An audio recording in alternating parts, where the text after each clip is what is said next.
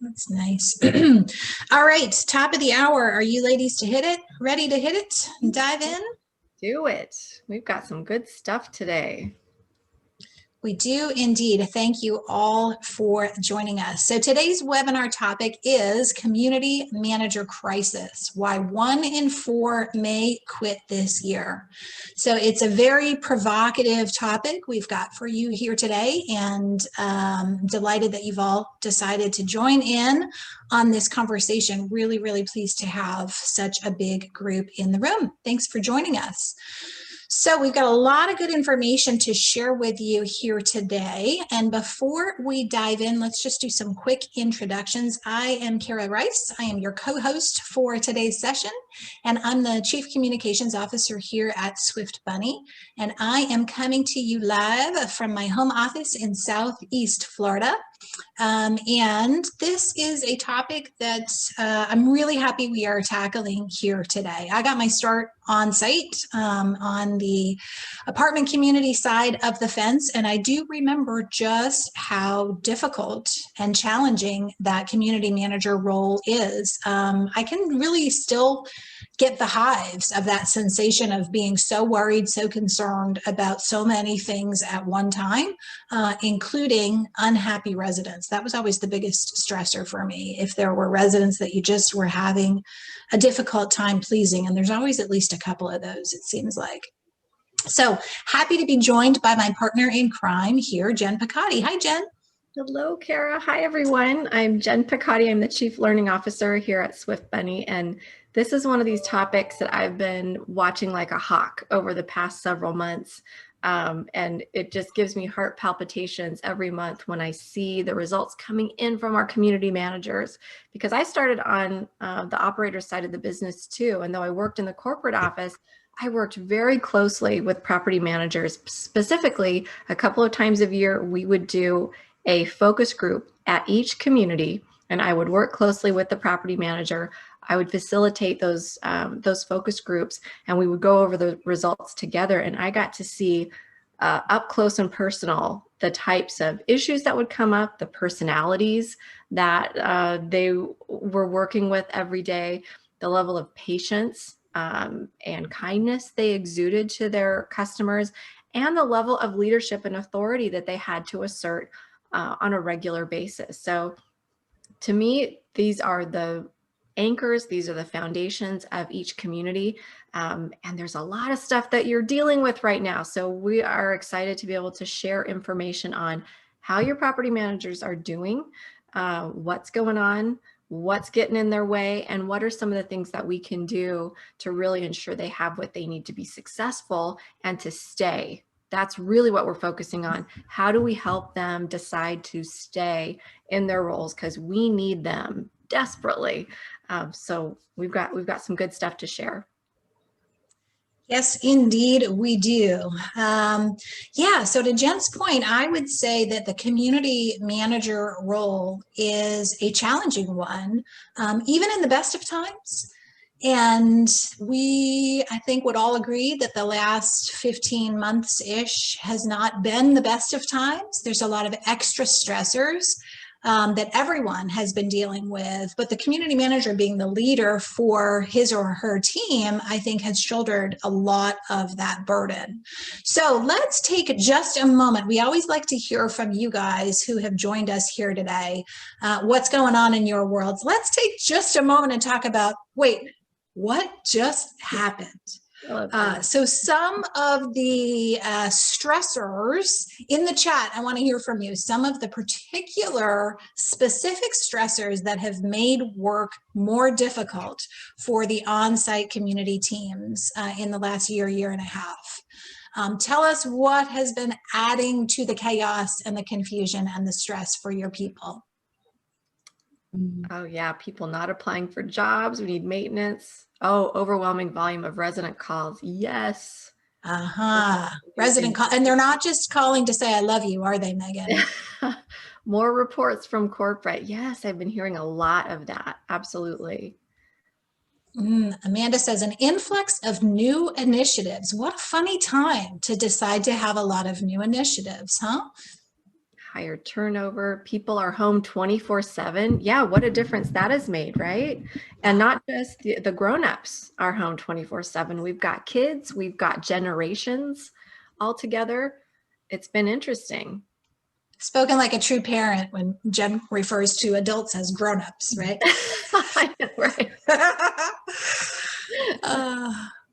All right, labor harder to find than ever. Yes, absolutely. Yeah. And I saw Derek commented similarly when we just started out here, people not applying for jobs. We need maintenance in a bad way. I feel for you. And listen, even if you don't work in maintenance, if you work in the office and your community needs maintenance, you are feeling the burn because those residents are not happy when they can't get the service they expect.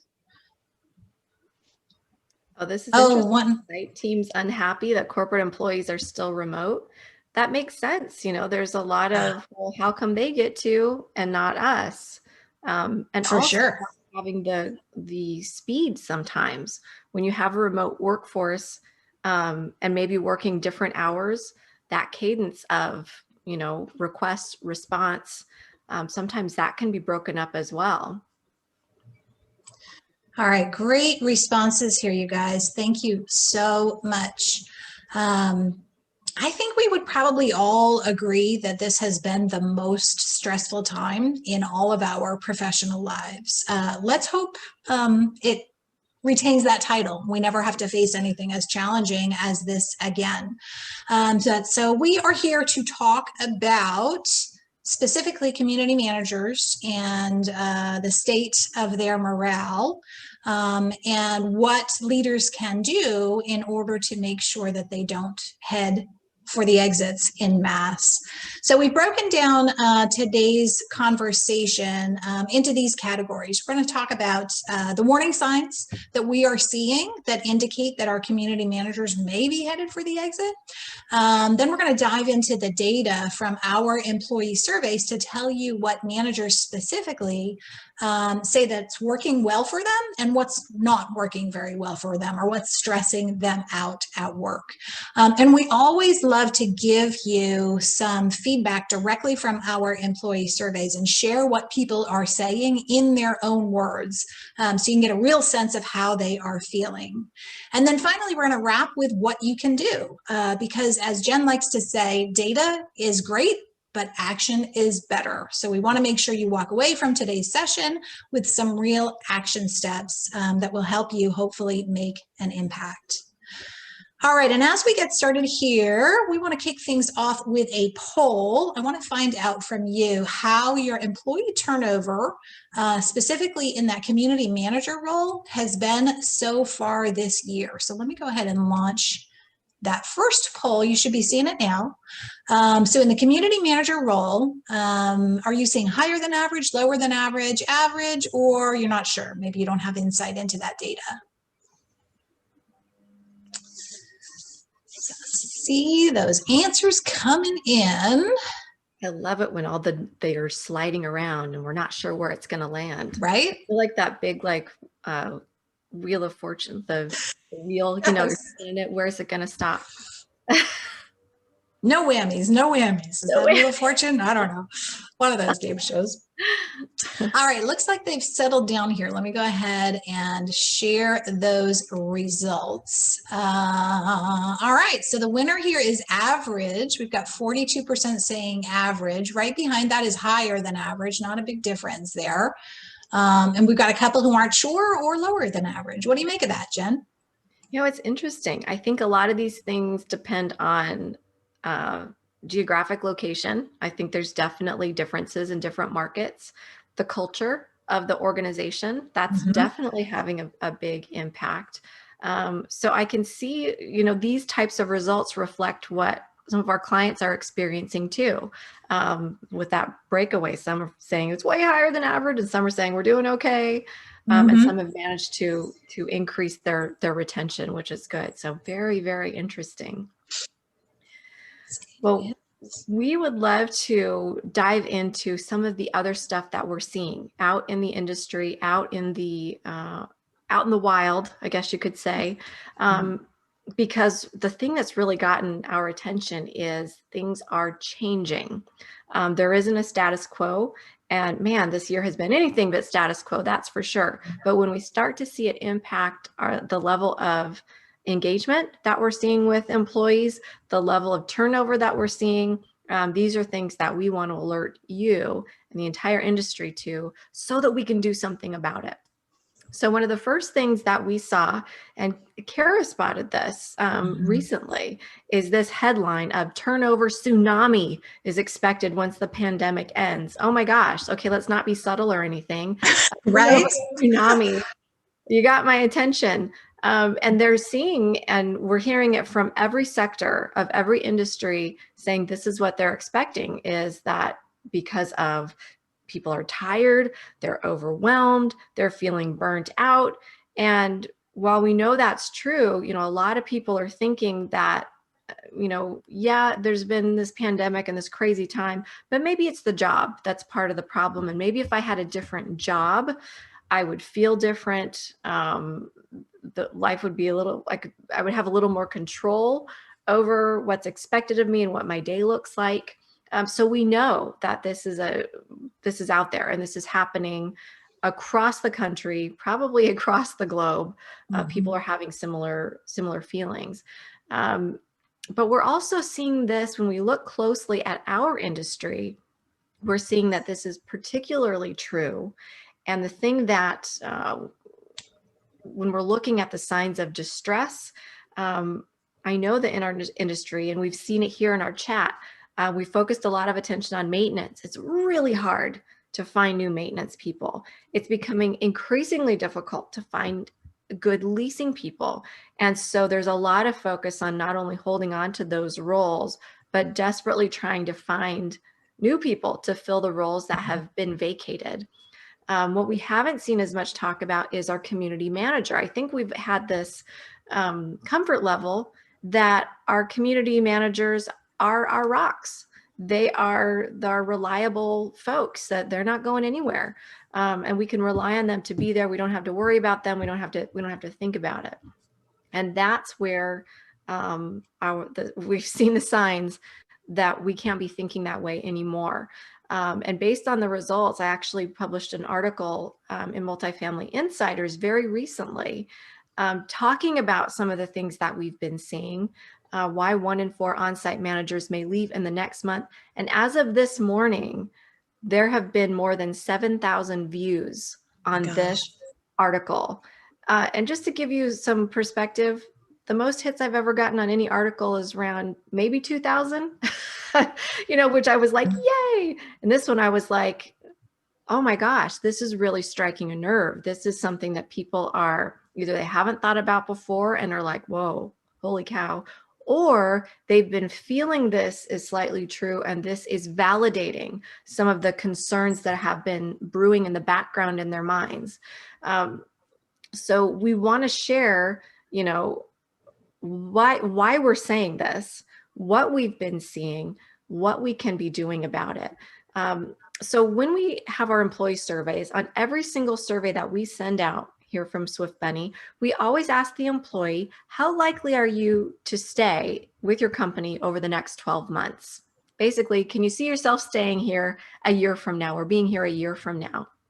Now, pre-COVID, on a scale of 1 to 5, we ask, how likely are you to remain? A 5 is, I'm very likely to remain. A 1 is, I'm very unlikely to remain. And so typically about 12% in pre-COVID times would give the answer of 3. I'm not sure. I could go either way. So that's pretty typical. That's pretty average. Now, as we got into 2020 and the pandemic, by the end of 2020, that number had shifted a little bit. It had grown to about 16% saying that they were unsure. It made sense. It had been a crazy year. There was a lot of stuff going on and a lot of uncertainty. That's fine. Now we are halfway into 2021. The pandemic is slowly starting to recede a little bit. We're starting to see a little more sign of normalcy. But what we're seeing on this uncertainty, it has grown to 19%. So 1 out of 5 community managers, we're just talking about managers, are saying they're not sure if they're going to stick around over the next year. An additional 6% say that they're certain they're not sticking around. So we have 25% of our managers who are either thinking about or have decided that they're not going to be with the company 12 months from now.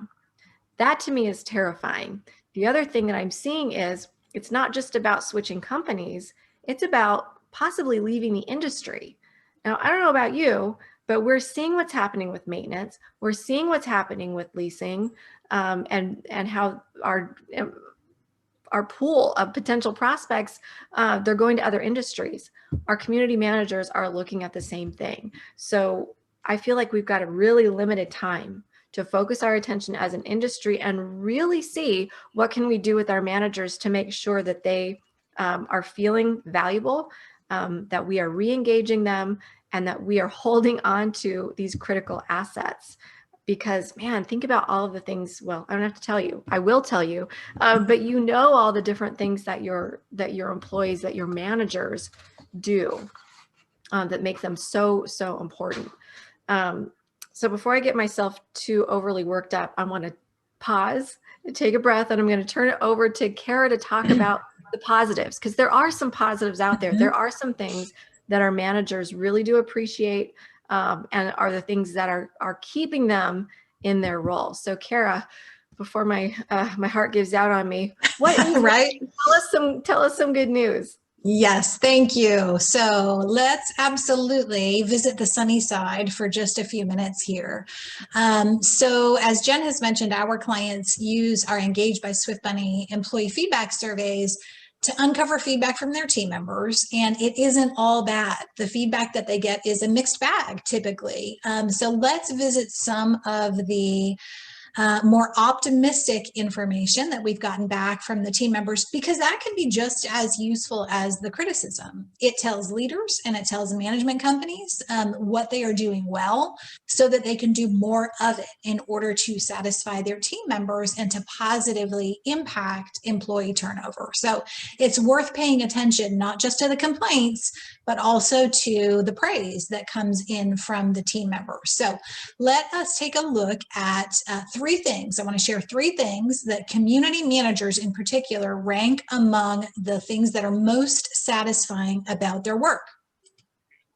The first one is probably no surprise to you, and it is the human connection. So community managers report that they find the relationships to be one of the most satisfying pieces of their work. So the various relationships that they have in the course of their professional life. So with their residents, with their coworkers, with work friends, perhaps, across the portfolio, and also with their company leaders. So connecting with all of these various stakeholders can be extremely rewarding for them.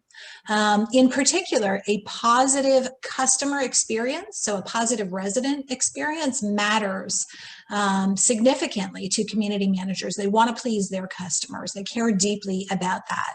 And I know we all love to gripe about high maintenance residents, but managers in particular really care about delivering for those residents and making sure that they're satisfied. Managers also are really rewarded when they're able to create a strong and supportive team at their community. That can be something that can be really satisfying for them and make them feel successful in their role.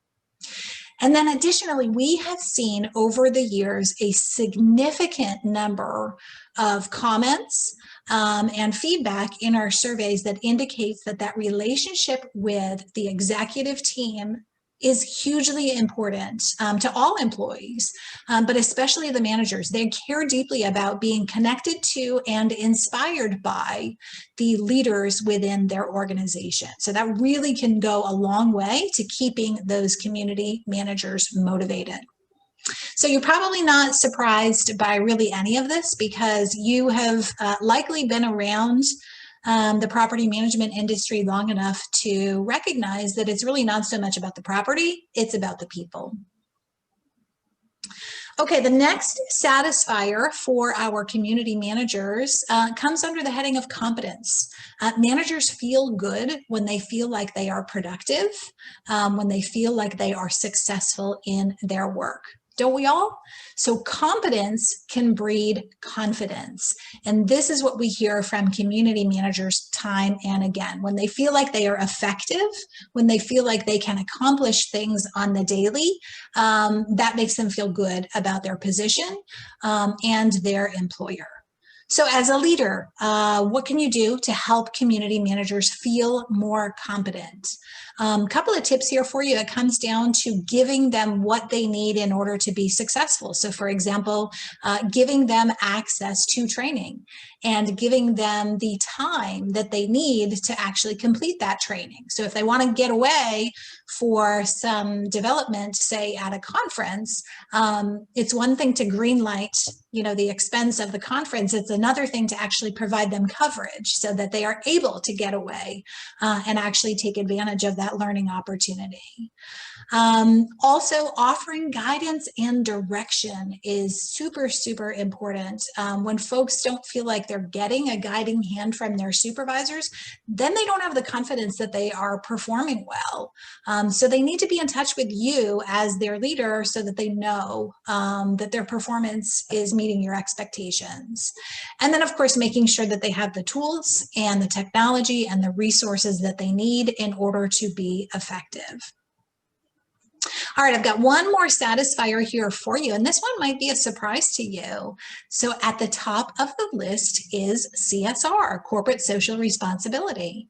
So community managers have responded that they care deeply about making a positive difference in the communities that they serve. So it's really, really interesting to me. This was kind of an unexpected one for me. But there are two survey topics that managers rank really, really highly, very important to them. One is the company encourages volunteering and charitable giving. And the other is that the company behaves in a socially responsible manner. So, doing good feels good. And you can really inspire goodwill among your team members by getting them involved in some sort of community service. So I think this is really interesting. This is, could be an opportunity for you to kind of punch up that feeling of, sense of contribution and feeling good just by planning some sort of an activity or an ongoing initiative that you might support. I wanted to share one idea with you that I learned about from Lisa Trezine and Kate Good at an Apartment All-Stars event. Maybe you've heard of these guys, Move for Hunger. So they are an organization, they partner with apartment communities, and one of their major initiatives is they will collect unwanted food when a resident moves out. So most residents on their way out the door have, pantries that they need to empty out. And this seems like such a no-brainer and a great way for you to facilitate the collection of that unwanted food and get it out to those who are food insecure in the community. So there's a URL there if you'd like to check it out. That might be an easy opportunity for you to do something that will make your team feel really good about a contribution you're making. All right, Jen is going to lead us into our next topic, which is what is not working for our community managers. Thanks, Kara. It is so important to know what is working. In fact, I would say it's just as important to understand what's working as it is to know where the opportunities are, because when something's working, those are the things that you want to protect. Those are the things that you want to nurture. They're also things that you want to highlight. Not only internally and celebrate those things internally, but also as you are recruiting new people into the organization, you can share these things as these are our superpowers. These are the things that our employees love about working within our organization. Those can be really, really powerful. So find out, ask your employees what are the things that are working for them, because man, that is such powerful information. But going to the flip side, what's not working? These are the things that managers are telling us are creating additional stress, causing additional burnout, additional frustration. on a day-to-day basis. So these are the things that are often not within their personal control. They might not have the authority or the knowledge of how to get past, around, over the obstacles that that are rising up in their way, and they really need their supervisors, the regional managers, the C-suite, to take a look at some of these things and clear that path for them. So let's talk about some of those things. The first one, I don't think will surprise any of you, but it really bears just laying it out there. Compensation.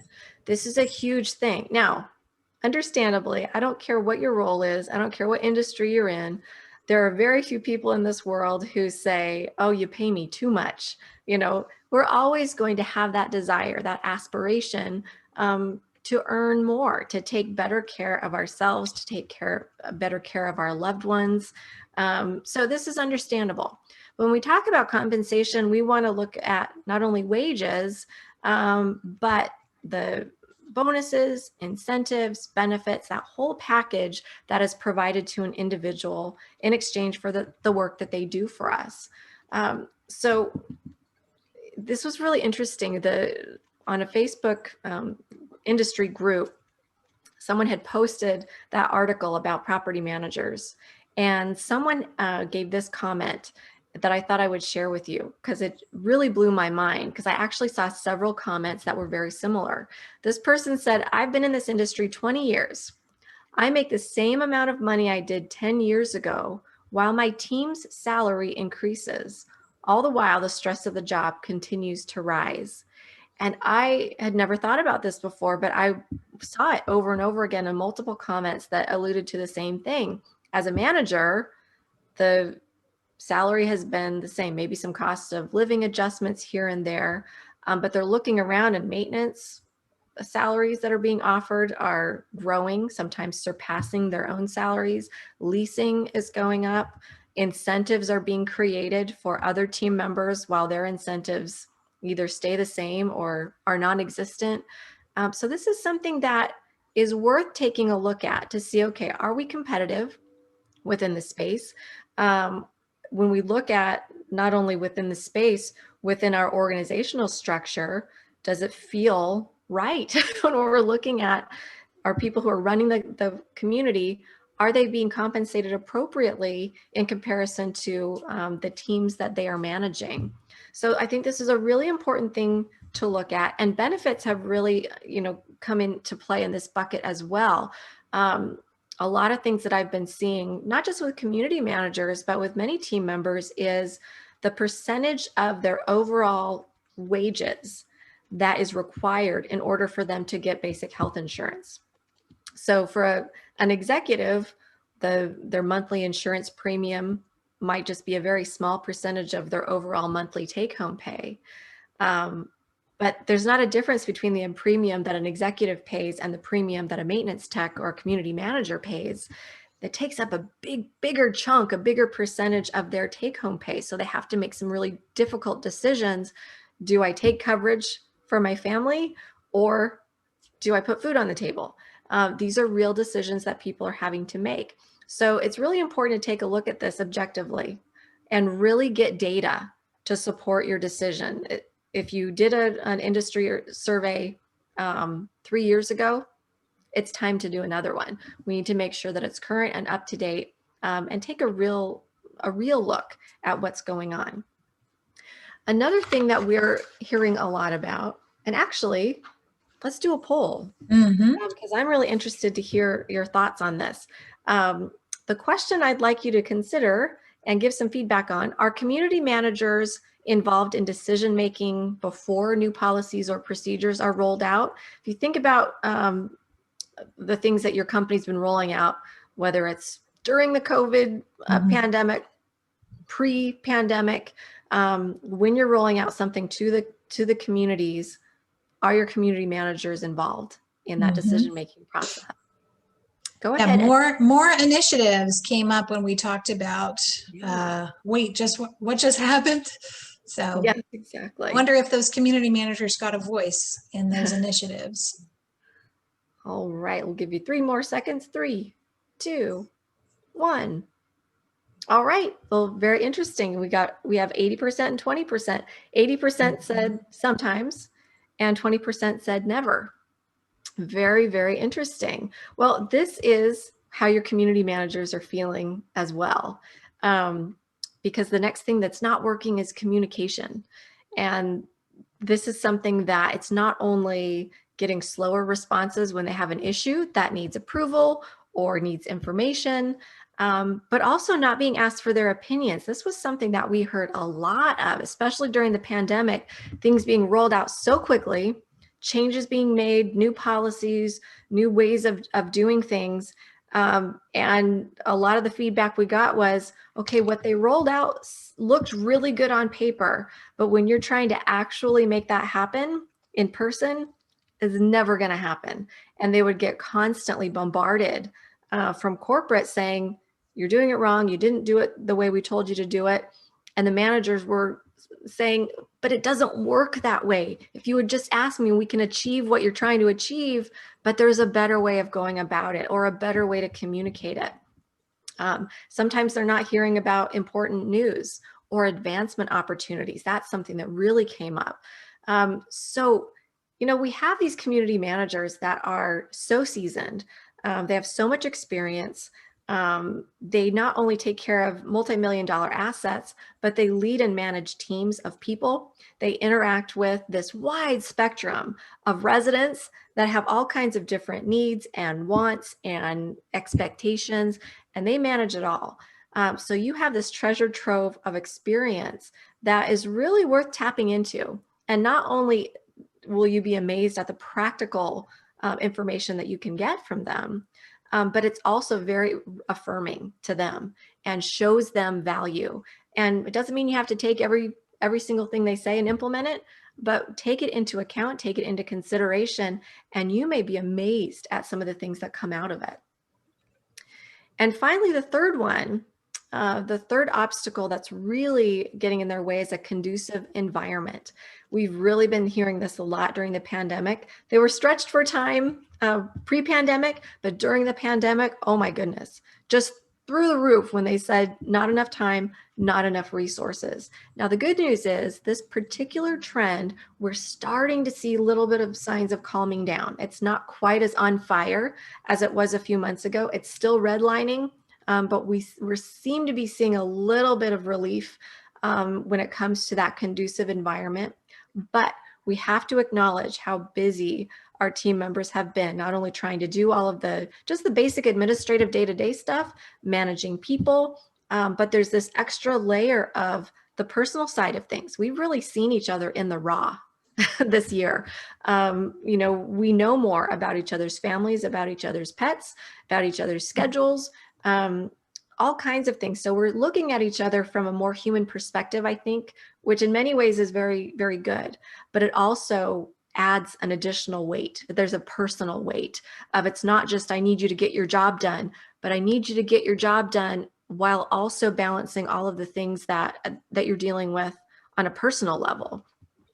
So being aware of what we're carrying, what we're asking people to do, what we're asking our community managers to do, and ensuring that they have what they need in order to get it done.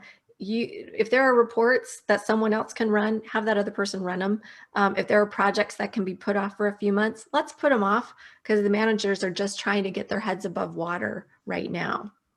So let's dive into some specifics because I think some of the comments that we've been getting really illustrate some of these topics really well. So Kara, what are people saying? Yes, thank you. Thank you for asking that. We want to share some unfiltered comments with you all because we think, there's so much emotion and so much truth to be found when you get to actually read or hear employees' actual comments. So I told you earlier that we uncover both the positive and the negative. So we're going to start on the sunny side here with a positive comment. This is the first company where I feel like if I reach out to anyone at the corporate office, I can expect a reply within 24 hours, and it's actually helpful.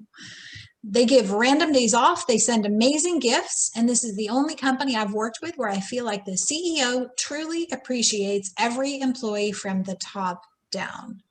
So So nice to hear those things. it's amazing to hear that. And you can tell it just supports some of the points you and I have been making here, Jen, that, is so important for team members to feel recognized, appreciated, particularly from the leaders in the organization.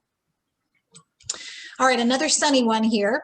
I love the positive direction that the company is taking. I love the fact that this certain executive leader takes the time to communicate through email and phone.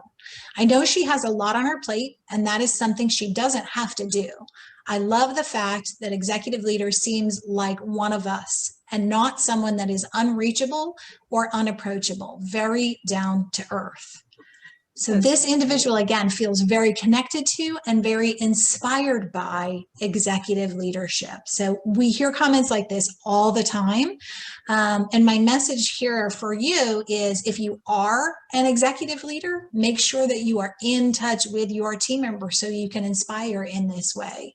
If you are somebody who is kind of in the middle there, say you're a regional manager or a role like that one, then you are a bridge. So your job is to connect the team members that you directly support with executive leadership, so you can try to make this sort of an impact on your team members.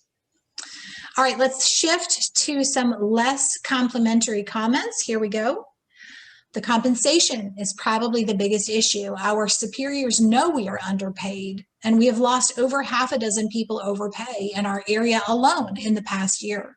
The yearly raises are the absolute bare minimum, and almost no one got one this year. And then we are told that the company's doing well enough to still be expanding exponentially.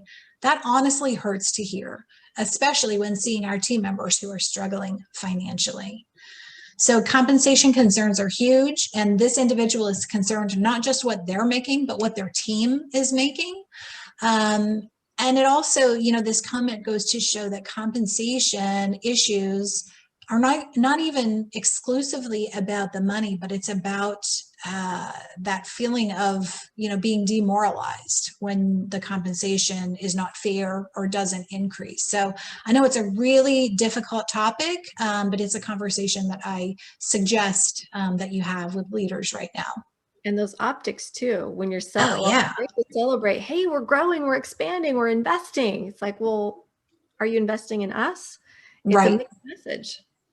Yeah, isn't that interesting? And I would wager that those leaders probably have no idea that those messages of growth, which they view as a positive, can really feel like a punch in the gut to team members. All right, here's another. Leadership doesn't seem to understand the complexities of being a property manager, some unrealistic expectations of what can be accomplished in a day. I'm not at my phone and desk all workday. I cannot respond right away to requests from so many people at the same time. A lot of scheduling vendors with no heads up on when they are coming and why and for what, and not keeping me informed of what is going on with the property. A lot of expectations from them that we should know how things work, but that's hard when policies and procedures are constantly being updated, even more than ever before. So there is a lot to unpack with this one. This manager is clearly stressed. I'm hearing there's not enough time. There's clearly poor communication within that organization. And ultimately, it leads to this individual not feeling confident because they don't have the information they need. They don't have the resources they need. So be careful about that with your team. All right, it seems on-site employees are expected to stop, drop, and roll anytime an owner, regional, or home office person needs something. But the same respect is not extended to on-site teams. It can sometimes take days to hear back from someone concerning a question, a situation, etc. And on several occasions, I have either not been responded to at all or have had to chase someone down in order to get the answers or the guidance needed. So that is incredibly frustrating. I'm frustrated on this person's behalf. And I think about how much care we put into responsiveness to our residents and our prospective residents. But I really think it's important that you think about perhaps applying that same care internally. Many of you probably have policies about adequate response time when customers reach out to you. So consider putting something in place for internal communication as well. All right, I've got one more here. I do not feel any department is out to help. It feels like every department has their own agenda and work is a competition versus a collaboration. Ever watch Survivor? It's a lot like that. Oh my gosh. Yikes. Right? I know it's funny, but it's not. Not a workplace where anyone can be expected to feel comfortable or competent, right? If they think somebody is going to stab them in the back at any moment. So, Yeah, not good. yeah. All right. So, Jen, we promised not just data, but action. So, what can leaders do about this? Yes, it is all about action. And the good news is when we talk about those stats, that 19% are not sure if they're going to stay in the next 12 months or go, these are our movable middle. These are the ones that you can influence the most. And so they are really looking to you right now to find out, how are you going to respond? How are you going to support me right now moving forward? And so that's the true message that I want you all to walk away with, is that you absolutely can do some things about it. So the first thing that I would encourage you to do is have a conversation. And this may seem like a no-brainer. It may seem obvious. You may be thinking, oh, I talk with my manager all the time. Let's have a specific conversation and sit down with them, not just one time, but if you can, maybe once a week, once every other week, and say, what are the biggest obstacles getting in your way right now? It may be something really minor that they simply just don't have the authority to approve or order or whatever it is. They may just need a layer above them to say, yes, you can do that. You can have that. You can whatever it is. Find out what those biggest obstacles are and do what you can to help them overcome those obstacles. They may just need someone to either do it for them or to just say, yeah, you're moving in the right direction. I can see why you want to do that thing. Go for it.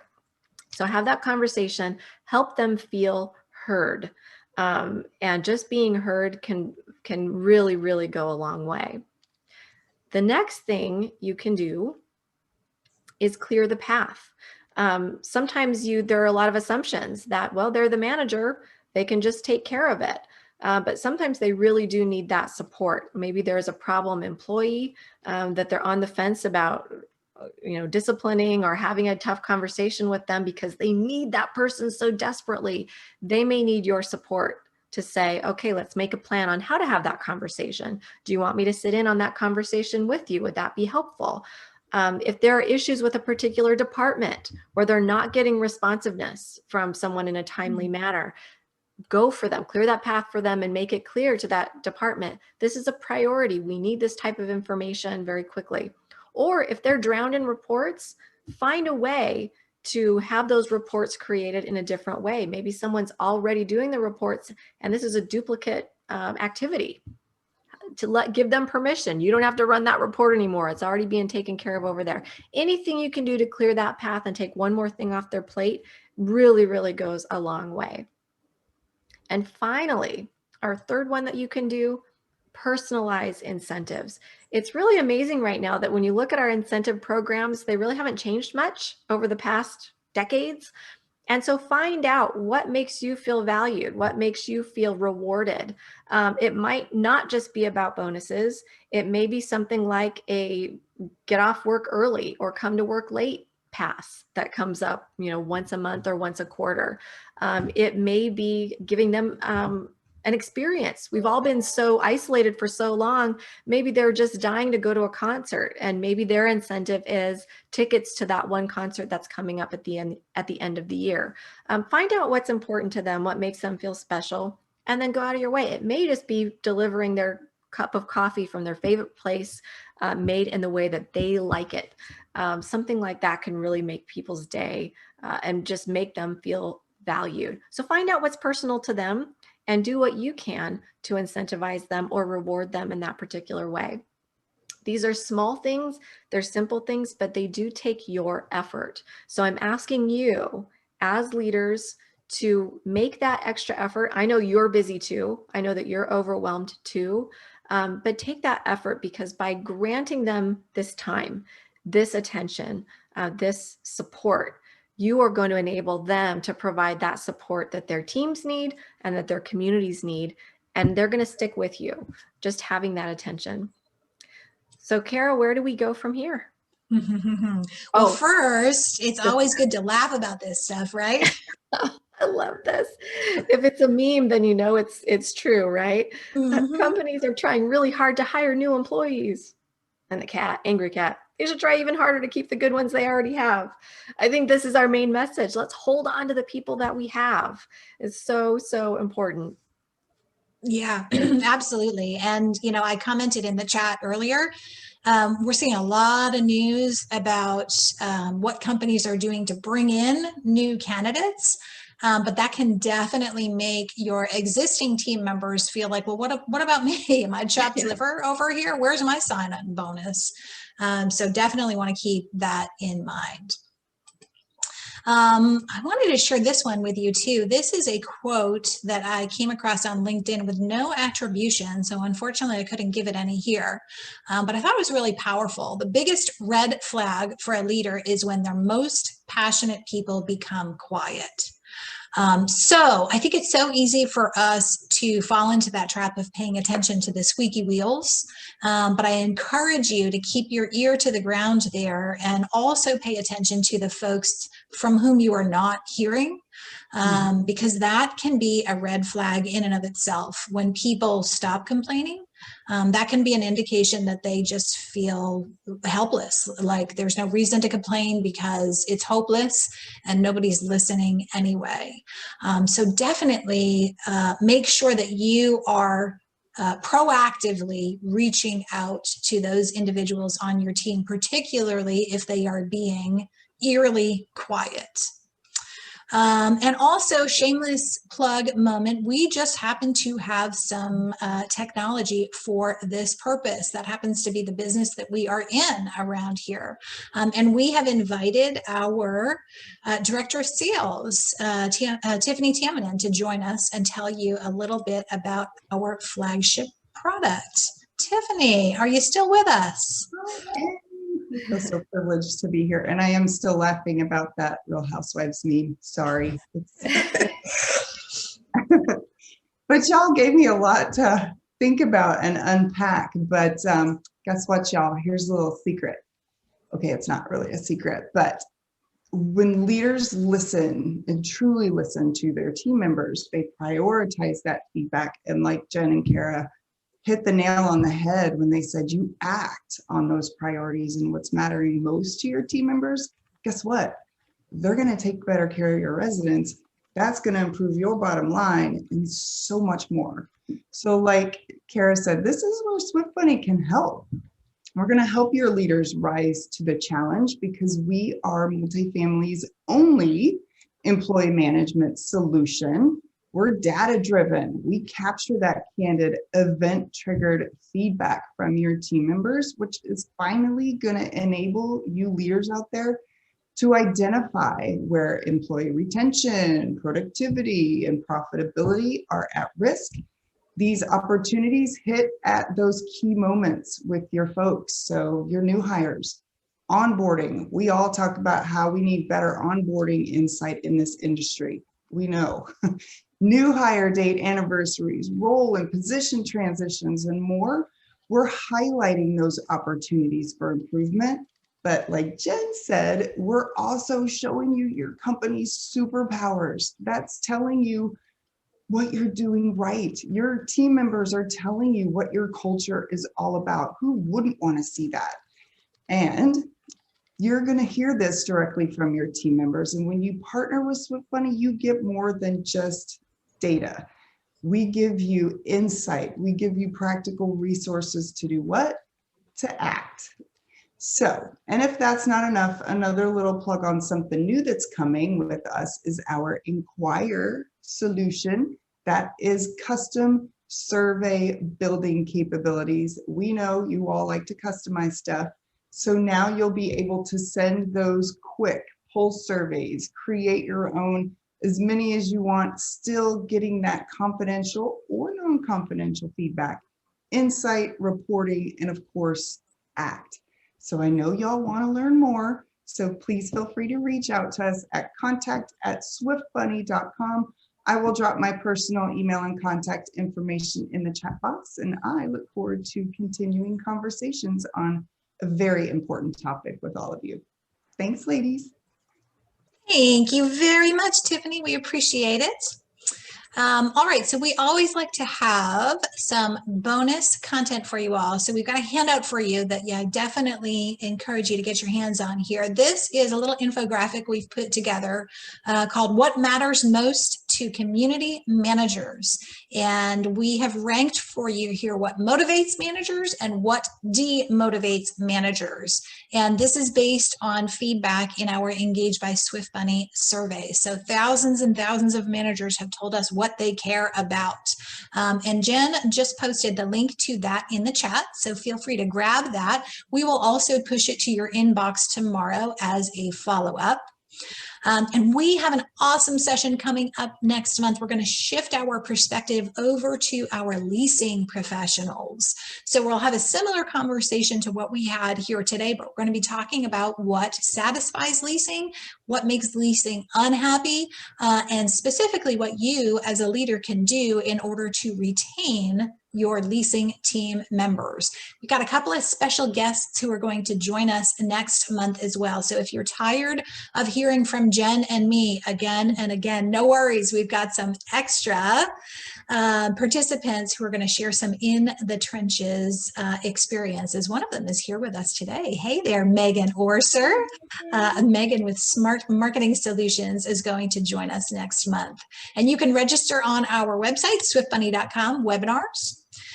And also, you have likely heard from us about our book club. We would love for you to read along with us. Our next meeting is not until September 16th, so you've got plenty of time to get started on this book called The Culture Code by Daniel Coyle. And it sounds so interesting. It just came in the mail for me. I haven't started it yet, but it sounds so interesting. And I want to give you just a quick blurb.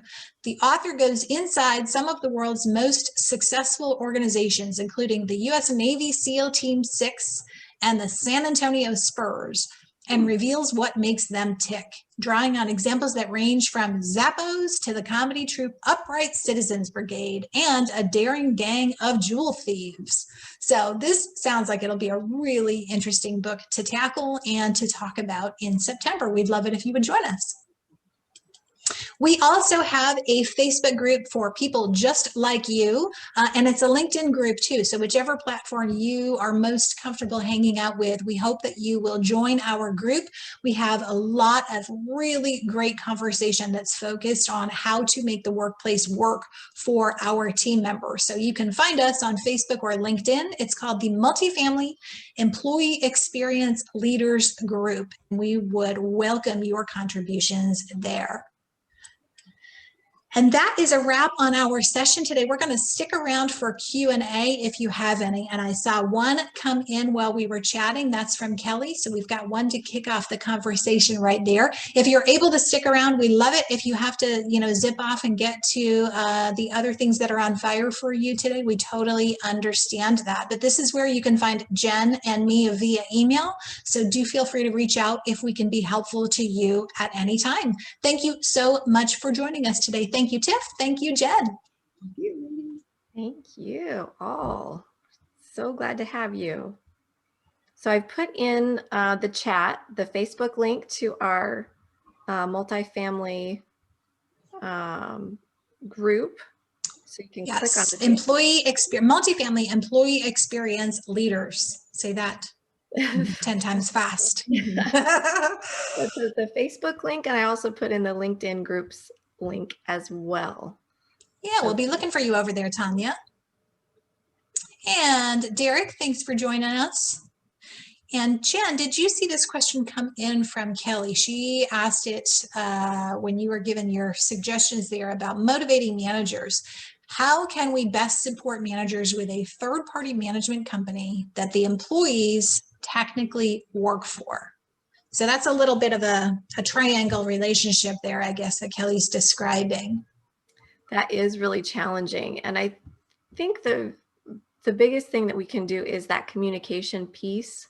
If they need information, let's get it to them quickly.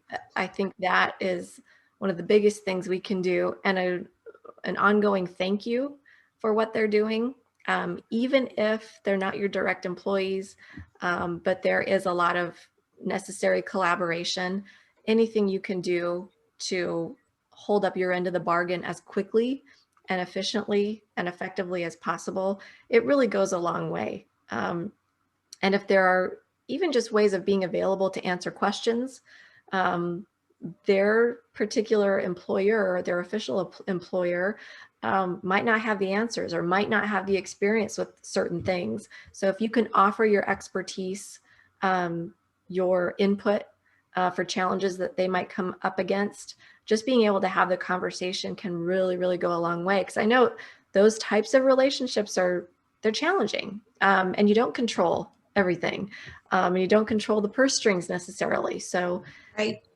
it's a delicate balance, but the communication piece really, really goes a long way, and just giving them the green light. Contact me, ask me, if you're not getting the information or the approvals or the whatever you need, let us know. Let's clear the path. That's such a good question. Yeah, thank you for weighing in. I too, my brain went to the purse strings, thinking that might be one of the probably numerous challenges at play here. Is you can't necessarily spend your way to satisfaction. Not that anyone really can, but that might be not a tool that you have available to you in your tool belt if it's a third-party management situation.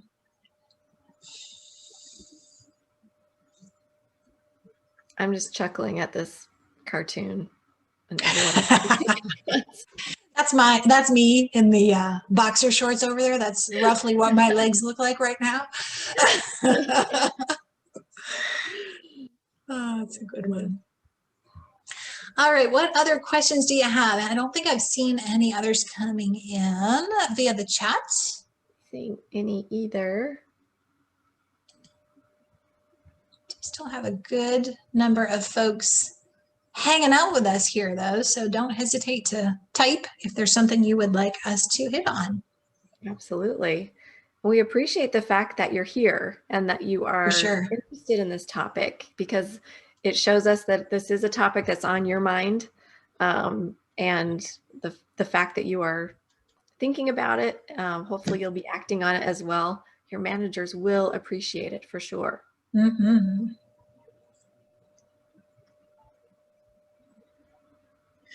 It makes me, talking about this today, Jen, makes me want to go do some random acts of kindness for the community managers in my neighborhood. I feel the need to make a Starbucks run or something. I know. I agree. Here's some bagels and a hug. Here's a bagel. I know life sucks right now, but here's a bagel. It's better than nothing. All right. Well, it looks like we are down to a small number of folks. Thank you all so much for being here with us. Yes, thank you very much. I saw your comment there, Karen. It is a pleasure to have you here in the room with us. Thank you for making the time for it. All right, until next month, I guess. Thank you, Jen. Thanks, everybody. We'll see you next time. Bye, everyone. Bye.